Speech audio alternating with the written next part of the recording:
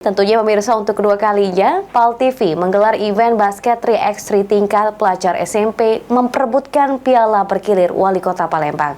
Sampai hari ini, jumlah peserta yang mendaftar sudah 8 peserta dari SMP masing-masing, SMP Negeri 26, SMP Negeri 1, dan SMP Kumbang.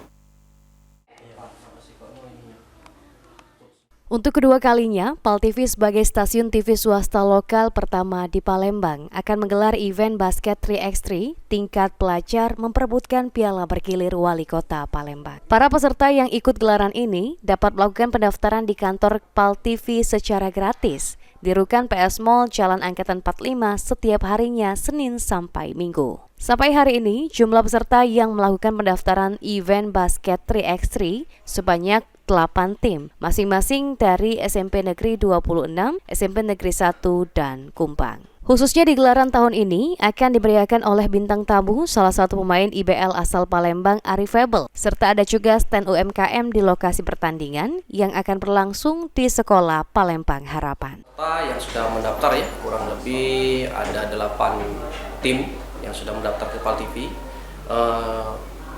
Event saat ini kita penerimaan peserta terbatas, cuman 100 peserta, 100 tim maksudnya. Mensupport tim-tim sekolahnya karena ini memperebutkan piala wali kota.